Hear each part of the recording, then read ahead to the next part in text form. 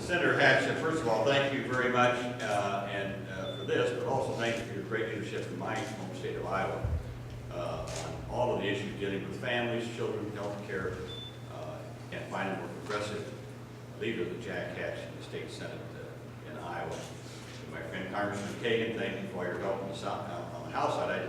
I just said I sure hope that you're pushing hard over there to get this public plan, and he said they are. And to all my fellow public servants and elected officials who are here, just thank you for your tremendous leadership, and thank you for doing this. Over 700 have signed this letter, 47 states, 53 legislators from my home state of Iowa. Thank you for your outspoken support for a public plan.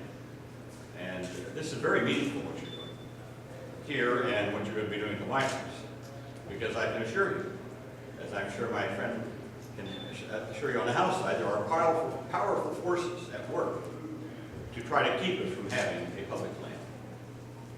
Insurance companies are lined up, and they are coming at us with no holds barred to prevent us from having a public plan.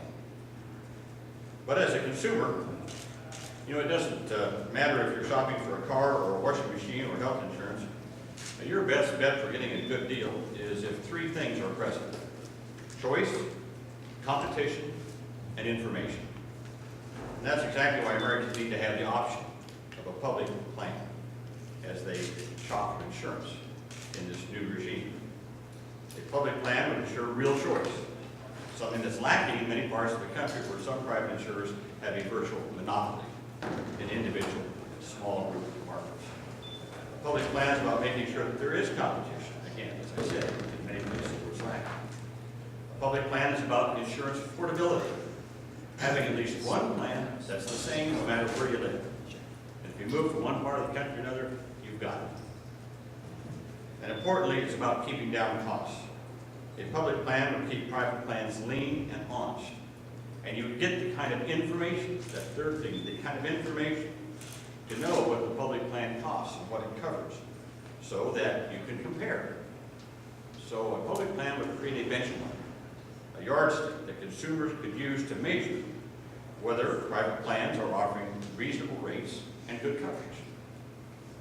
Finally, a public plan is about efficiency. A public plan would lower administrative costs.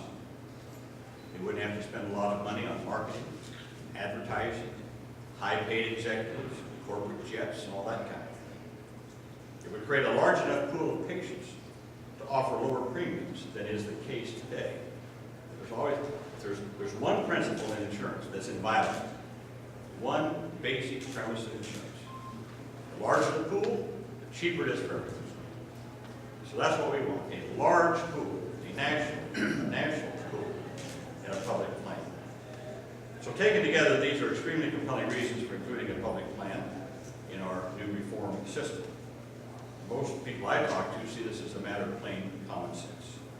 They want a public plan, and they want private plans competing head-to-head, so consumers, as I said, have the information, and they can choose the best option for themselves and their families. So again, it's about choice. It's about competition. It's about the good old American way. And that's what a public plan is all about. And I can tell you that we're going to do everything that we can to make sure that we have a strong, comprehensive, universal public plan and a health care bill that passes this year. As I said, there are powerful forces working against it. And Jack, that's why you and all the legislators who are here across the nation, you're doing